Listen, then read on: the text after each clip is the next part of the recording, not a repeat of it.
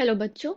Let's have a look at this question which says what volume of 0.40 molar Na2S2O3 would be required to react with iodine liberated by adding excess of Ki to 50 ml of 0.20 molar copper sulfate solution. Options are 12.5 ml, 25 ml, 50 ml और 2.5 ml.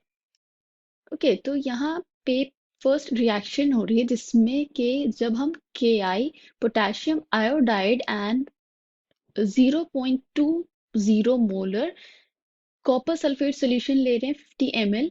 इस reaction से iodine liberate हो रहा है।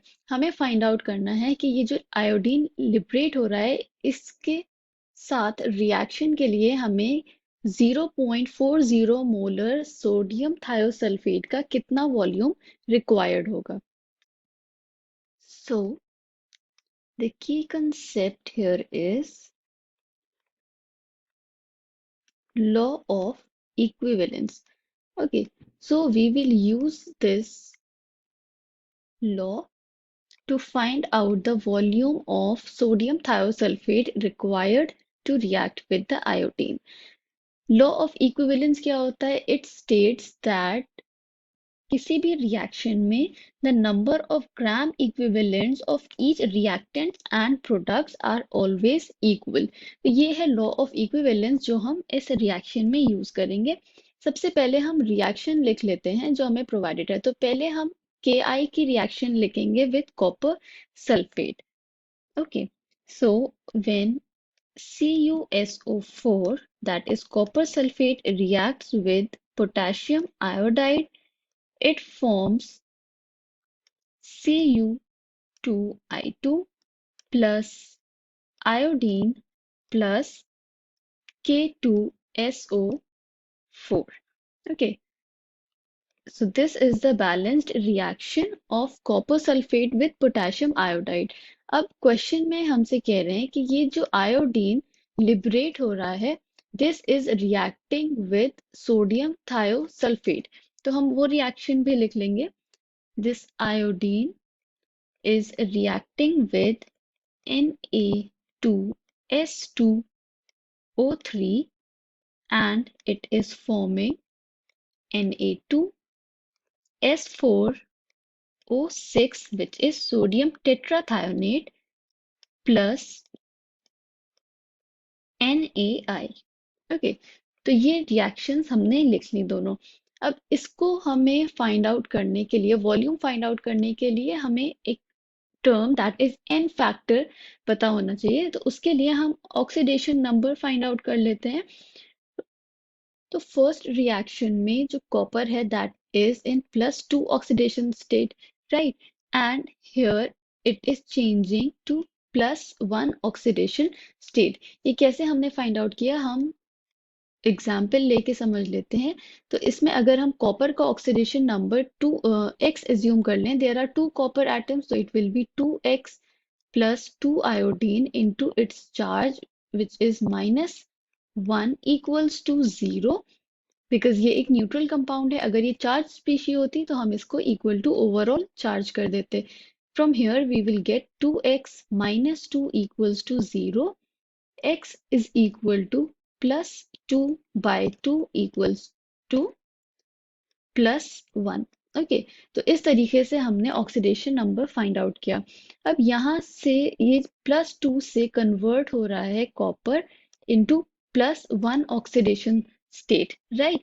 तो change कितने का आ रहा है यहाँ पे, +2 से +1 में जाने के लिए चेंज है 1 का, राइट।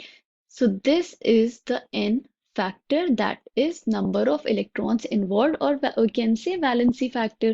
+2 से +1 में जा रहा है तो by the addition of 1 electron this is n factor for copper sulfate। अब हम सेकेंड रिएक्शन में अगर देखें तो सेम तरीके से हम फाइंड आउट करें तो यहाँ हमें मिलेगा सल्फर का ऑक्सीडेशन नंबर +2 because sodium क्या है, alkali metal which always have +1 oxidation state, and oxygen when present with less electronegative elements it has -2 oxidation state।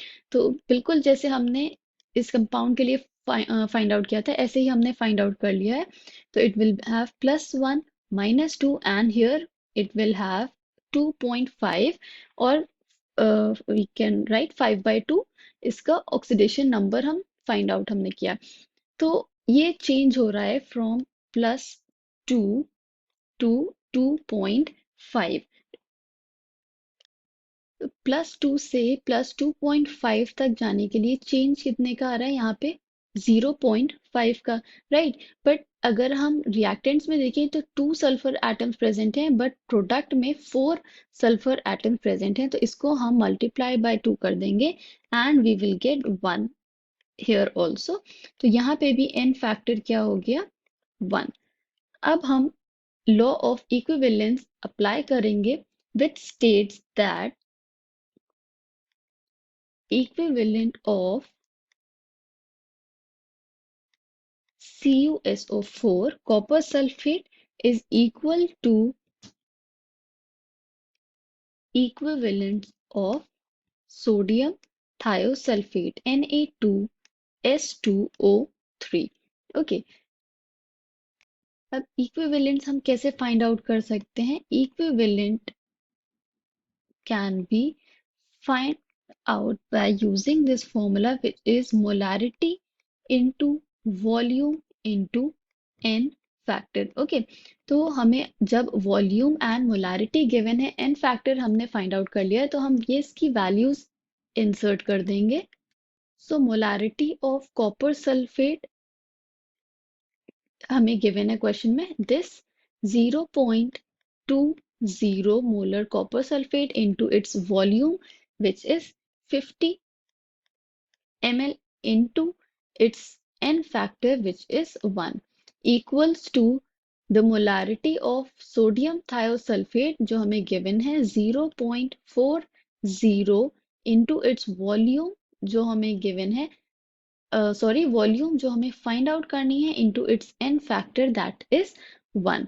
okay, from here we can write 0.20 into 50 into 1 divided by 0.40 into 1 equals to volume. इसको हम rearrange करके solve करेंगे तो volume हमें मिल जाएगी 25 ml। Okay, तो volume हमने find out की दैट इज 25 ml।